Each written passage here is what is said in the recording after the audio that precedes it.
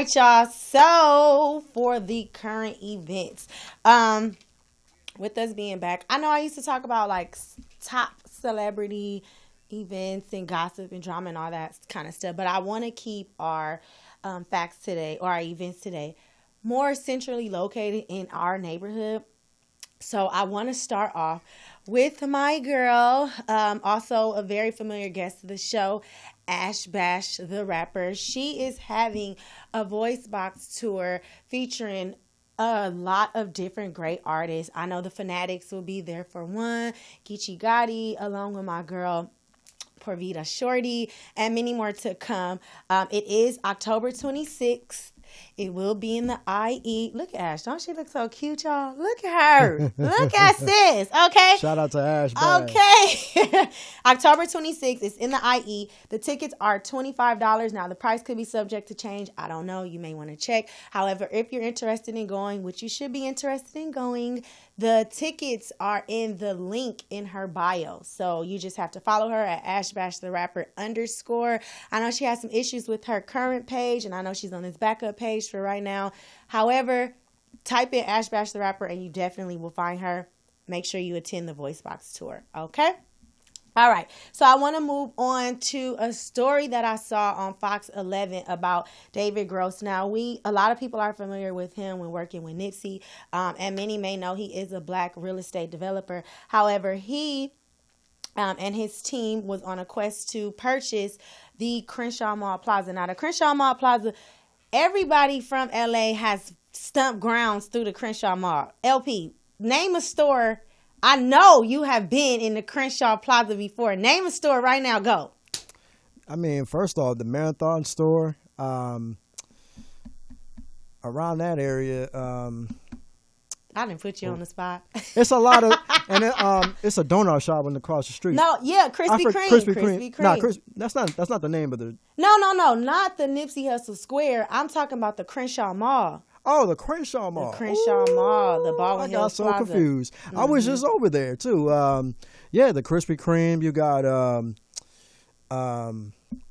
Forever 21. Forever 21. You got like Riley's. Yes, they never changed them food places up in there.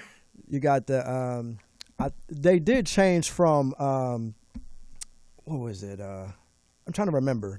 They did change from Wessel Pretzels to Ann's. Oh. And they got this game store that everybody goes to is downstairs. And you know they got Sears. Right. And they got their own auto shop right there too. GameStop, of course. Yeah, of course. So it's very familiar to you, basically. Mm-hmm. Like, I'm sure that everybody that's originally from Los Angeles or that isn't even originally from here has stepped foot in the Baldwin Hills Plaza.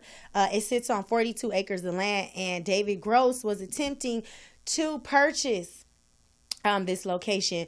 He put down a proposal of $110 million, and once he did that, the people who own the Crenshaw Mall, which is their company is DWS, they were looking to close this deal within approximately 45 days. But once they submitted the $110 request, they ended up telling David that request was too short. They were short $2 million.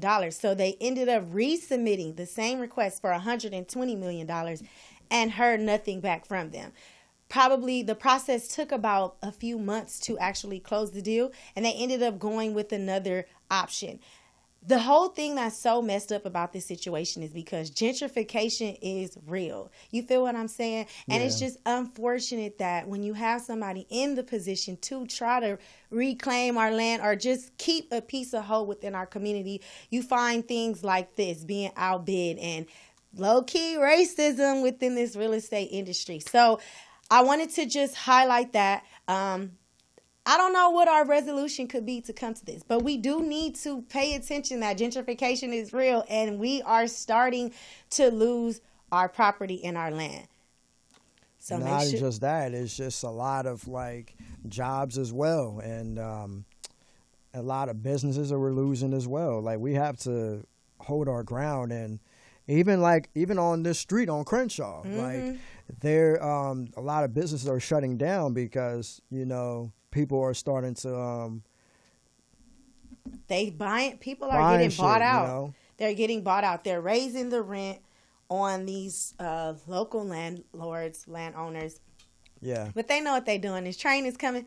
But I'm going to just leave it at that. One thing that David Gross did say is that he wanted to buy the mall to be an opportunity to do something that could be profound and perception shifting and basically a pillar of hope. So let's pray for David Gross and let's pray that we could make some sort of change. But let's also start to get together to figure out what can we do as one another, as you and I, to try to make a change. All right. So let's move on. I want to talk about my girl Lizzo. Now, I am taking it a little bit away from LA, but this story has been all on the blogs, all on the tabloids, and I just want to point this out. So this is Lizzo at Cardi B's Jamaican Poom Poom, whatever it was called, Rasta Fest that she recently had for her birthday. Is she naked? She is naked, and she has pasties and probably some little panties on, but I'm just saying, she has been getting so much negative backlash for her confidence. And I put it in quotation marks because some people feel like she's doing too much. Some people feel like she's confident. However, with all the negative backlash she has received, she posted this video on... No, she went live and did this. LP, show the video. This is compliments of the Shade Room, by the way. Shake that.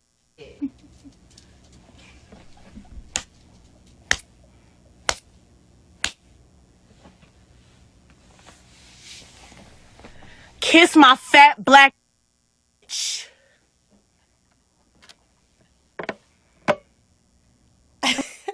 And that was her response. Why you got that stale face on? And that was her response to her haters.